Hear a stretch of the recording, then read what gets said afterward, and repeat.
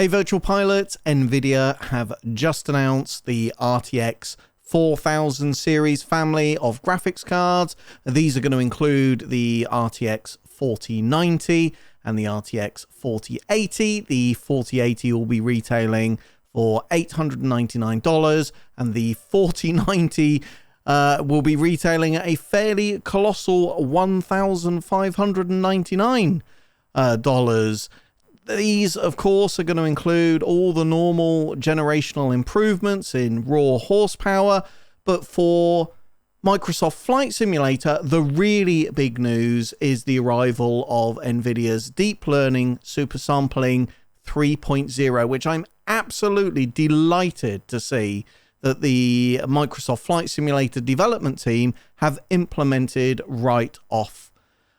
Straight in there, this is announced even before Sim Update 10 has properly gone live. Now, we've talked a lot about the benefits of deep learning supersampling, particularly for the performance uplift that you start to see in virtual reality. And we have seen some already pretty significant improvements with the beta of Sim Update 10. You can see that here on the screen. Here, it's no slouch. This is the 3090 Ti on Sim Update 10 beta using the DLSS balanced setting. You can see here in London with Orbex's scenery pack installed, we're comfortably getting 45 frames per second. This is a nice, smooth experience for me. This is on the HP Reverb G2 with the scaling at 100%, and as I say, DLSS on the balance setting. I have also got fixed foveated rendering switched on using the OpenXR toolkit. If I go to some lower detailed areas, such as around Coventry Airport, which, as you know, is the greatest airport in the world, comfortably getting 60 frames per second, both flying in the pattern here, but also as we're getting in on short final and coming in for landing. Now, NVIDIA are promising a twofold improvement on the 4090 versus the 3090 Ti. However, I do notice from their testing, some of which you can see on the screen here, they are making some of this comparison.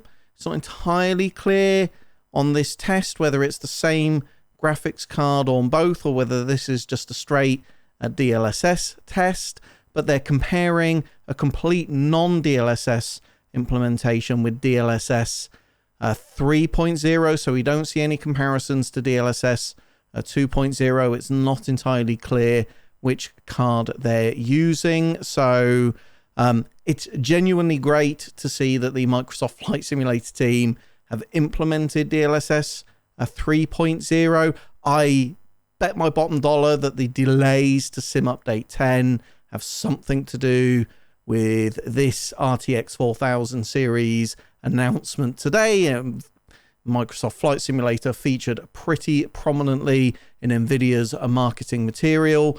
Do I think we're going to see twice the performance over the 3090 Ti when I compare a DLSS implementation to a DLSS implementation?